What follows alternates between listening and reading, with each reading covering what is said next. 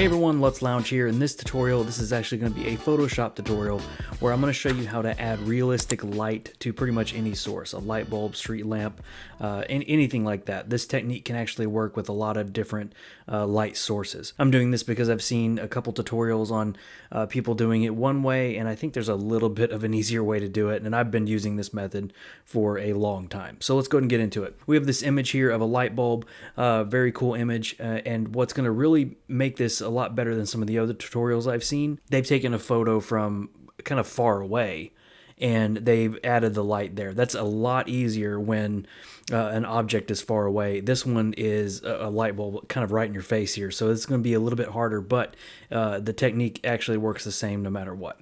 So what we're going to do is take a new layer here, and I'm going to zoom in to the kind of the filaments here on the light bulb, and I'm going to get a white brush, or a little bit off white, I guess you can see here. It's a white brush, but has a little bit of a yellow tint to it. It's not going to make a huge difference, but I like to just kind of play with the colors a little bit.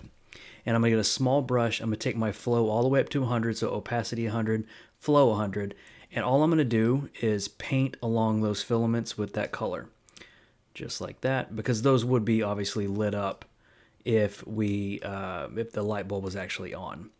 So just like that. Doesn't have to be perfect. So just like that. So already it looks sort of on. It's just missing the glow.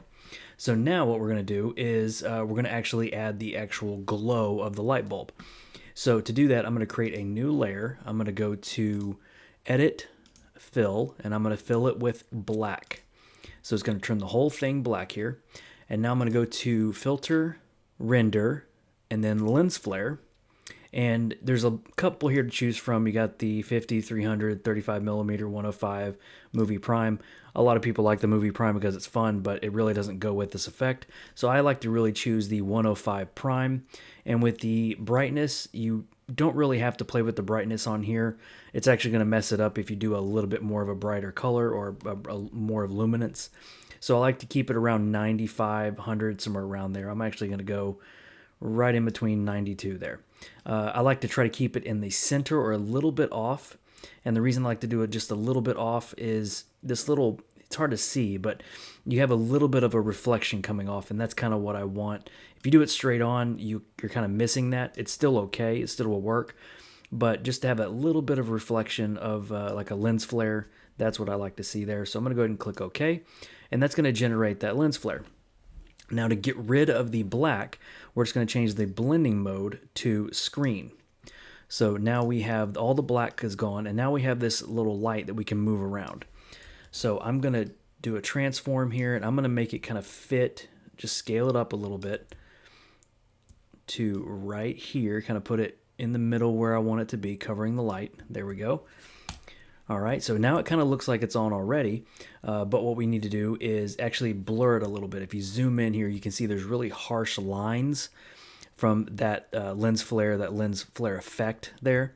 So we're going to actually blur that. So Filter, Blur, Gaussian Blur. Do a simple Gaussian blur. It's just going to take the edges off. We're going to go over here, and if you see, we have no blur there, and it just, as you increase it, takes a little bit of those hard edges off. So right there is perfect. And pretty much the last thing we're going to do is add a color filter or a photo filter. We're going to go down here to our adjustment layers and go to photo filter. And we want to keep it the warm, one of the warm colors. It doesn't really matter. They don't make that big of a difference. But I just choose the first one. And I keep the density pretty much the default 25%. But before I do any color changing on this, I'm going to actually clip the photo filter to the lens flare filter that we have, or the lens flare render that we have. To do that, I'm going to hold the Alt or Option key, and if you hover in between that, you're going to see a little arrow with a white box next to it. Just click there, and so what that's going to do is make any changes that you make to this photo filter, it's only going to apply it to that glow, that render that we made. So go over here and just warm it up a little bit. And you see, if you warm it up all the way, you can get a really, really intense light. Back it down a little bit. I'm going to go right around here, and then we can play with the adjustments, kind of the positioning of it right there. If you want a little bit less, you can back down the opacity or just play with it, whatever you want to do. And there we go. So now it looks like the light is on. If you want to play with it a little bit more, what we could do is just duplicate that layer, clip that there, and you can see it's really bright here. And we can play with a couple of these blending modes just to make it a little brighter. We can actually do color dodge right there. Let me go back there, color dodge. And it looks horrible now, but if you back down the opacity, you can start to see you can play with a little bit. It's up to you. It doesn't really matter. I like to keep it just the normal glow effect, and just play with the density here to brighten up the colors. So there we go. So I'm just going to go ahead and group all these together, and you can see the difference. Here's the before and here's the after. All right, guys, hope you enjoyed this quick little Photoshop tutorial. If you want to head over to lutzlounge.com, we have a bunch of other stuff over there, some tutorials, some LUTs that actually work in both Final Cut, Premiere, and Photoshop, actually.